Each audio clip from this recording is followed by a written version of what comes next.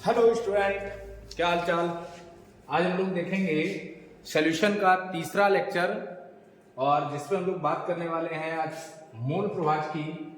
तो देखते हैं बेटा, मूल प्रभाज इसे हम लोग दूसरी भाषा में या दूसरी तरीके से इसको बोलते हैं मूल अंश।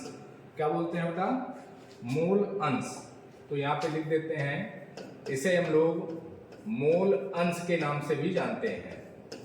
ठीक है, किस नाम से जानते हैं बेटा? मूल अंश के नाम से। तो डिफिनेशन क्या कहती है?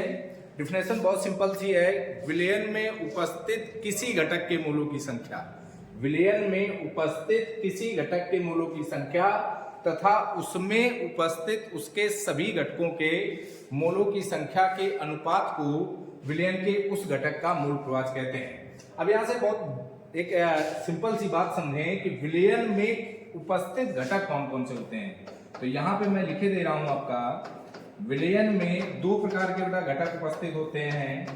पहला होता है विलेय और दूसरा होता है विलायक। दूसरा बेटा घटक कौन सा होता है? विलायक। तो विलयन में दो प्रकार के घटक हमारे पास कंपोनेंट उपस्थित होंगे, एक विलेय और दूसरा विलायक।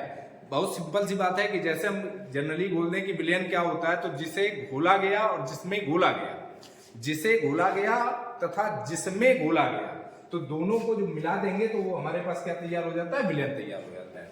इसी प्रकार डिफिनेशन हमारे पास क्या कह रही थी? तो डिफिनेशन अभी हम लोगों ने देखा कि विलयन में उपस्थित किसी घटक के मूलों की संख्या। तो मान लेते हैं कि हमारे पास दो घटक हैं, कौन कौन से बेटा? विलेय और विलायक। तो हम यहाँ पे लिखते हैं विलेय। अब पहले घटक का मूल प्रभाज निकालें, तो विलेय का मूल प्रभाज लिख देते हैं यहाँ पे, विलेय का मूल प्रभाज बराबर, तो जिस घटक का मूल प्रभाज निकालना हो उसी घटक के मूलों की संख्या तथा उसके किसके? विलयन के सभी घटकों के मूलों की संख्या के अनुपात को ही कह रहे थे। तो यहाँ पे क्या हो जाएगा? विलेय का मूल प्रभाज अगर निकालना है तो यहाँ पे बहुत सिंपल से तरीके से लिखेंगे, विलेय के मूलों की संख्या, विलेय के मूलों की संख्या बटे, अब विलेय के मूलों की संख्या तो आ गई, अब विलयन में जो जो कंपोनेंट है, जो जो घटक हैं, उनके मूलों की संख्या। तो विलयन में कौन कौन से थे बेटा? विलेय के मूलों की संख्या, मूलों की संख्या प्लस विलायक के मूलों की संख्या, विलायक के मूलों की संख्या। इसी प्रकार बेटा अगर मान लेते हैं हमें क्या निकालना हो? विलायक का मूल प्रभाज निकालना हो। किसका बेटा? विलायक का मूल प्रभाज। चलिए यहाँ पे देख लेते हैं, अगर हमें विलायक का मूल प्रभाज निकालना हो तो बहुत सिंपल से फिर से हम क्या लिख सकते हैं? विलायक के मूलों की संख्या, विलायक के मूलों की संख्या बटे विलेय के मूलों की संख्या, विलेय के मूलों की संख्या प्लस विलायक के मूलों की संख्या, विलायक के मूलों की संख्या। तो हमारे पास फॉर्मूला क्या बना? विलेय का मूल प्रभाज बराबर विलेय के मूलों की संख्या बटे विलेय के मूलों की संख्या प्लस विलायक के मूलों की संख्या। और विलायक का मूल प्रभाज क्या बना बेटा? विलायक के मूलों की संख्या बटे विलेय के मूलों की संख्या प्लस विलायक के मूलों की संख्या। ये बात यहां तक समझिए। अब अगर इसको शॉर्ट फॉर्म में आइडेंटिफाई करना है तो हम क्या लिख सकते हैं? विलेय के मूलों की संख्या को हम काई ए से डिफाइन कर रहे हैं। किससे बेटा? काई ए से। तो हमारे पास काई ए बराबर क्या आ जाएगा? विलेय के मूलों की संख्या को हम स्मॉल एन से डिफाइन करें बटे विलेय के मूलों की संख्या तो स्मॉल एन से डिफाइन कर रहे हैं, और बटे प्लस विलायक के मूलों की संख्या को हम किससे डिफाइन कर रहे हैं बेटा? कैपिटल एन से। तो हमारे पास एक फार्मूला तो ये आ जाएगा, काई ए बराबर स्मॉल एन बटे small n plus capital N. इसी प्रकार अगर विलायक के मूल प्रभाज की को शॉर्ट फॉर्म में लिखना हो तो बेटा हम क्या लिख सकते हैं? यहाँ पे देख लेते हैं। हाँ, तो इसको हम लोग मान लेते हैं काई बी या एक्स बी भी मान सकते हैं। तो काई बी बराबर क्या आ जाएगा? कैपिटल एन को विलायक के मूलों की संख्या को किससे मान रहे थे? कैपिटल एन बटे small n plus capital N. तो ये हमारे पास बेटा किसका फॉर्मूला आ जाएगा? दूसरा विलायक का मूल प्रभाज, विलायक का मूल प्रभाज आ जाएगा। अब यहाँ पे एक नोट पॉइंट समझना है आपको, थोड़ा सा एक नोट पॉइंट समझिएगा, इंपॉर्टेंट टर्म्स है कि विलेय और विलायक के मूल प्रभाज का योग, विलेय और विलायक के मूल प्रभाज का योग सदैव बेटा एक होता है। तो अगर XA प्लस XB इक्वल 1, मतलब दोनों का योग कितना होगा, एक होगा, दोनों का योग एक होगा। अब इसको बेटा स्क्रीनशॉट लीजिए, इसका एक क्वेश्चन कर लेते हैं न्यूमेरिकल। चलिए आते हैं क्वेश्चन पे। हाँ चलिए, ये हमारे पास एक क्वेश्चन इसका दिया गया है। क्या लिखा हुआ है, 450 ग्राम जल में एसीटोन के 5.8 ग्राम घोले गए हैं। विलयन में जल तथा एसीटोन के मोल प्रभाज की गणना कीजिए। मतलब 450 ग्राम जल में, कितने ग्राम जल में बेटा, 450 ग्राम जल में एसीटोन, एसीटोन का हमारे पास फॉर्मूला क्या होता है, CH3COCH3।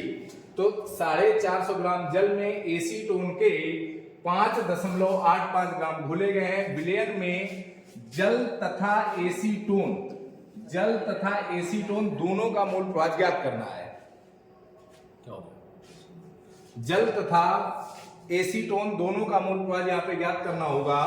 तो बेटा बहुत सिंपल सा तरीका है, क्या कहा गया है, 450 ग्राम जल में घोला क्या गया है, एसीटोन को घोला जा रहा है। तो जिसे घोला जाता है वो होता है विलेय, और जिसमें घोला जाता है बेटा वो होता है विलायक। बहुत सीधा सा कॉन्सेप्ट है कि जिसे घोला जाए वो विलेय और जिसमें घोला जाए वो विलायक। तो हमें घोला किसमें जा रहा है, 450 ग्राम जल में, तो जल हो गया हमारे पास विलायक, और किसे घोला जा रहा है, एसीटोन को घोला जा रहा है। तो हम यहाँ पे क्या लिखेंगे कि विलेय का भार, विलेय का भार मतलब बेटा किससे आइडेंटिफाई कर रहे हैं, स्मॉल w। तो विलेय का भार हमारे पास कितना दिया गया है, 5.8 ग्राम। अब विलेय है क्या, तो विलेय हमारे पास क्या बोला जा रहा है, एसीटोन। तो लिखेंगे विलेय का अणुभार मतलब स्मॉल m। तो विलेय है क्या बेटा, एसीटोन, क्या, एसीटोन। तो एसीटोन का मोलर द्रव्यमान आता है बेटा 58। ठीक है, मोलर द्रव्यमान कितना आएगा, 58। कैसे आएगा उसको एक बार यहाँ पे कैलकुलेट करके देख लेते हैं। लिखा हुआ है CH3COCH3। अब बेटा यहाँ पे एक बात समझिए, कार्बन का परमाणु भार होता है 12 प्लस हाइड्रोजन का 1/3 प्लस कार्बन का 12 प्लस ऑक्सीजन का 16 प्लस फिर से कार्बन 12 प्लस 1/3। अब इसको कैलकुलेट करें तो हमारे पास कितना आ जाएगा, 58। कितना आ जाएगा बेटा, 58। तो विलेय का अणुभार मतलब एसीटोन का जो अणुभार होगा वो कितना हो जाएगा, 58। अब यहां से एक बात और आगे इसके समझते हैं। अब देखिए हमारे पास क्या दिया गया था, किसमें घोला जा रहा था, 400 ग्राम, 450 ग्राम जल में। तो क्या हो जाएगा, विलायक का भार। अब विलायक बेटा किससे आइडेंटिफाई कर रहे हैं, कैपिटल W से। तो विलायक का भार कितना है हमारे पास, 450 ग्राम। अब विलायक है क्या, तो विलायक हमारे पास जल है, तो लिखेंगे विलायक का अणुभार, विलायक का अणुभार ये बेटा से आ जाएगा कैपिटल। तो हमारे पास क्या वाटर, तो इसका अणुभार कितना बेटा 18। यहां से सारी चीजें मिल गई। अब हमें सारी चीजें मिल गई, तो अब हम क्या करते हैं, यहां से देख लेते हैं ये कैसे आ रहा है। चलो यहां से देख लेते हैं, विलेय और विलायक के मोलों की संख्या निकालनी। तो क्या लिखेंगे बेटा, विलेय के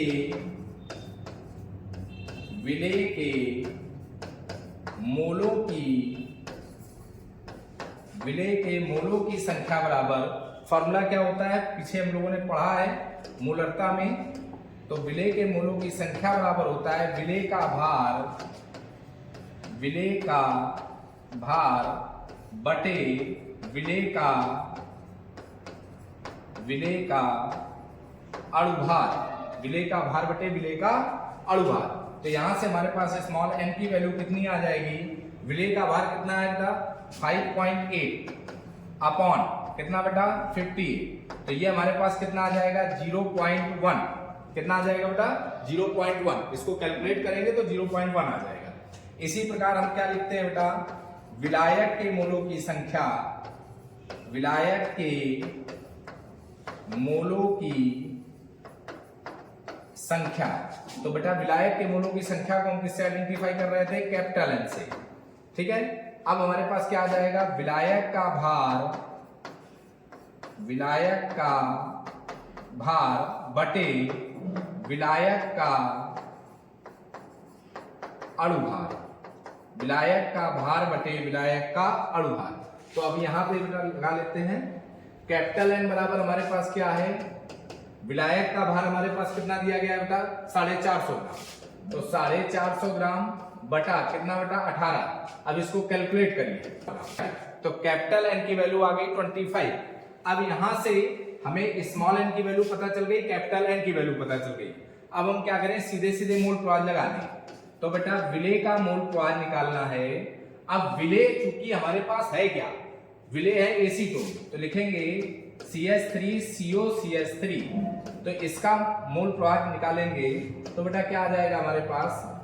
का मोल प्रभाज, इसको हम लोग क्या लिख सकते हैं? स्मॉल एन बटे small n plus capital N. अब यहां से समझिए, आप स्मॉल एन की वैल्यू कितनी है हमारे पास? 0.1 अपॉन 0.1 प्लस 25। तो ये कितना आ जाएगा बेटा? 0.1 बाई 25.1।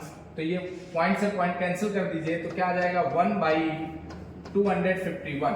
अब मतलब विलेय का मोल प्रवाह आ गया 1 बटे 251।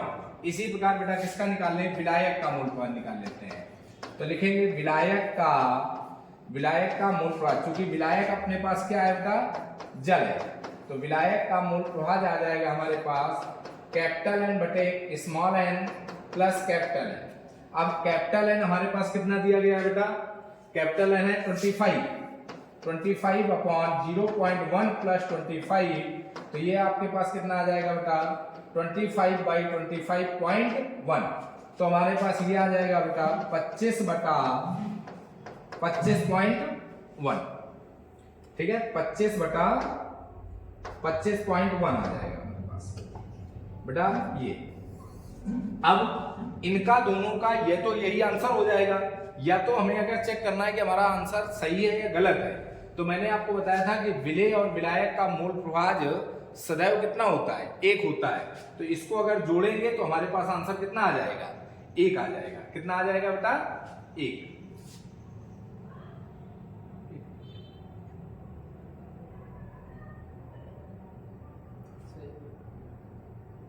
ठीक,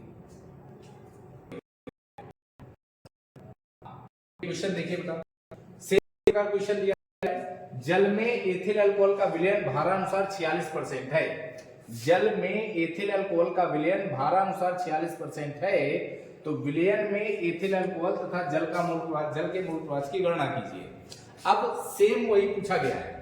तो बेटा एक सिंपल सी बात समझो, जल में एथिल अल्कोहल का विलयन भारानुसार 46% है। इसका मतलब कि एक जल का सॉल्यूशन, जल और एथिल अल्कोहल का एक विलयन है, उस विलयन में एथिल अल्कोहल जो है वो लगभग 46% है। तो हम यहां पे सीधा सा लिखेंगे कि एथिल अल्कोहल C2H5OH का जो भार दिया गया है वो बेटा लगभग कितना दिया गया है? 46। तो 46 ग्राम मान लेते हैं। ठीक है, अब एक बात समझिए यहाँ पे, तो एथिल अल्कोहल का अणुभार भी तो होगा कुछ। तो C2H5OH का अणुभार, अब बेटा यहाँ पे समझे, तो C2H5OH का अणुभार अगर निकालें तो क्या होगा? C2H5OH तो 12 × 2 प्लस 1 × 5 प्लस 16 प्लस 1, तो हमारे पास कितना हो जाएगा? 12 दूनी 24, 5 29, 31 और 16 46। कितना हो जाएगा बेटा? 46। तो एथिल अल्कोहल का अणुभार हमारे पास कितना आ जाएगा? 46। अब दूसरी कंडीशन कह रहा था जल, तो क्या लिखेंगे? जल का भार H2O का भार। अब एक बात समझिए कि जल और एथिल अल्कोहल का एक विलयन था, तो विलयन तो 100% होगा ना। उस 100% में 46 ग्राम एथिल अल्कोहल था, तो बचा कितना? 54 ग्राम। तो 54% क्या होगा? जल। तो मान लेते हैं कि यहाँ पे 54 ग्राम था, तो क्या हो जाएगा? 54 ग्राम वाटर। तो H2O का अणुभार हमारे पास कितना आ जाएगा बेटा? H2O का अणुभार, तो H2O का अणुभार हमारे पास 18। कितना होता है? 18। अब दोनों का हमारे पास भार और भार और अणुभार दोनों के आ गए। तो यहां से हम क्या निकाले हैं, C2H5OH का के मोलों की संख्या, अब इसके मोलों की संख्या निकालेंगे तो क्या आ जाएगा बेटा, C2H5OH का भार बटे C2H5OH का अणुभार, क्या आ जाएगा बेटा, C2H5OH का अणुभार। तो इसका भार कितना है बेटा 46 अपॉन C2H5OH का अणुभार कितना है 46, तो हमारे पास वैल्यू कितनी आ जाएगी 1। इसी प्रकार हम किसके मोलों की संख्या निकाल रहे हैं, वाटर के, तो क्या लिखेंगे बेटा, H2O के मोलों की संख्या बराबर क्या आ जाएगा बेटा, H2O का भार बटे H2O का अणुभार, H2O का भार बटे H2O का अणुभार। तो H2O का भार हमारे पास कितना है बेटा 54 और अणुभार कितना है 18, तो इसको कैलकुलेट करेंगे तो कितना आ जाएगा 3, कितना आ जाएगा बेटा 3। अब यहां से दोनों के मोलों की संख्या निकाल ली, तो हम यहां से दोनों के लिए मोल प्रवाह निकाल लें तो क्या हो जाएगा बेटा, अब चूंकि एथिल अल्कोहल हमारे पास क्या था विलेय और वाटर क्या था विलायक, तो लिखेंगे विलेय हमारे पास क्या था बेटा C2H5OH का मोल प्रभाज, तो बेटा विलेय है तो स्मॉल n बटे small n plus capital n, तो यहाँ पे क्या आ जाएगा स्मॉल n की वैल्यू कितनी है बेटा, एथिल अल्कोहल चूंकि विलेय था तो 1/1 प्लस 3 तो 1/4, कितना आ गया बेटा 1/4। इसी प्रकार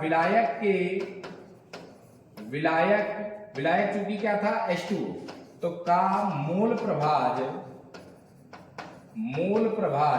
क्या आ जाएगा बेटा कैपिटल N बटे small n plus capital N, तो यहां से कैपिटल N हमारे पास कितना था 3 अपॉन 1 प्लस 3, तो इक्वल ये कितना आ गया बेटा 3/4। अब दोनों का मोल प्रभाज का आंसर आ गया, इसको अगर हमें ये चेक करना है कि हमारा आंसर सही है या गलत है, तो मैंने आपको बताया था कि दोनों का योग कर दीजिए, अगर एक आ जाए तो आंसर क्या हो जाएगा हमारा सही हो जाएगा। तो अगर चेक करें तो 1/4 प्लस 3/4 इक्वल 4/4 इक्वल 1, तो हमारे पास कितना आ जाएगा 1 आ जाएगा। तो ये हमारा आंसर क्या हो गया सही हो गया। ये आंसर केवल चेक करने के लिए आप इस्तेमाल कर सकते हैं, बाकी इसका कोई यूज नहीं है।